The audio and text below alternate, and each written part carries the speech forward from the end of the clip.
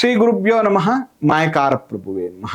ಗಣೇಶ ದೇವಿ ವಾಗ್ದೇವಿ ಮಮ ವಾಕ್ಯ ಸಿದ್ಧಿ ಕುರು ಸ್ವಹ. ಓಂ ನಮೋ ಭಗವತಿ ಚಾಮುಂಡೇಶ್ವರಿ ಮಲಯಾಳ ಸ್ವರೂಪಿಣಿ ಸರ್ವಸಿದ್ಧಿಕಾರಿಣಿ ಸತ್ಯಂ ಬ್ರೂಹಿ ಸ್ವಹ. ನೀವು ಯಾವ ವಿಚಾರಕ್ಕೆ ಸಾಲ ಮಾಡ್ತೀರಿ, ಯಾವ ವಿಚಾರಕ್ಕೆ ಸಿಕ್ಕಾಕೋತೀರಿ ಅನ್ನುವಂಥ ವಿಷಯವನ್ನ ತಿಳಿಸ್ತೀನಿ ನೋಡಿ. ಎಕ್ಸಾಂಪಲ್, ಒಂದು ಋಷಭ ಲಗ್ನ ಅಂತ ಇಟ್ಕೊಳ್ಳೋಣ. ಆ ವ್ಯಕ್ತಿ ಸ್ವಂತಕ್ಕೋಸ್ಕರ ತನ್ನ ಖರ್ಚು, ತನ್ನ ಓಡಾಟ, ತನ್ನ ಸೋಕಿ ಅಥವಾ ತನ್ನ ಸೋಮಾರಿತನ ಇಂಥ ವಿಚಾರಗಳಿಗೆ ಸಾಲ ಮಾಡ್ಬಿಟ್ಟು ಸಿಕ್ಕಾಕೋತಾರೆ. ಇನ್ನು ಇವರು 4ನೇ ಮನೆ ಅಧಿಪತಿ ಏನಾದ್ರೂ 6ನೇ ಮನೇಲಿ ಬಂದ್ಬಿಟ್ರೆ, ಇಂಥ ಜಾತಕರು ಇವರ ತಾಯಿಯ ವಿಷಯವಾಗಿ ಅಥವಾ ಆಸ್ತಿ ವಿಚಾರವಾಗಿ, ವಾಹನ ಖರೀದಿ ವಿಚಾರವಾಗಿ ಇವರು ಸಾಲದಲ್ಲಿ ಸಿಕ್ಕಾಕೋತಾರೆ.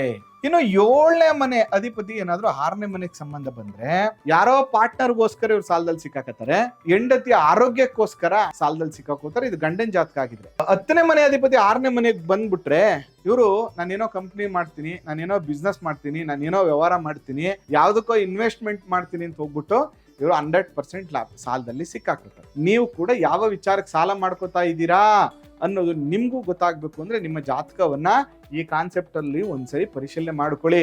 ಹಂಗೂ ಗೊತ್ತಾಗ್ಲಿಲ್ವಾ, ಒಂದ್ಸರಿ ಭೇಟಿ ಮಾಡಿ. ನೀವು ಯಾವ ವಿಚಾರದಲ್ಲಿ ಸಾಲಕ್ಕೆ ಸಿಕ್ಕಾಕೊಂಡಿದ್ದೀರಿ ಅಥವಾ ಯಾವ ವಿಚಾರಕ್ಕೆ ಸಾಲ ಮಾಡ್ತೀರಿ, ತೀರ್ಸಕ್ಕಾಗತ್ತಾ ತೀರ್ಸಕ್ಕಾಗಲ್ವಾ, ಹಾಗಾದ್ರೆ ಅದಕ್ಕೆ ಏನ್ ಪರಿಹಾರ ಮಾಡ್ಕೋಬೇಕು, ಎಲ್ಲ ವಿಚಾರಗಳನ್ನು ತಿಳಿಸ್ಕೊಡ್ತೀನಿ ಅಂತ ಹೇಳಿ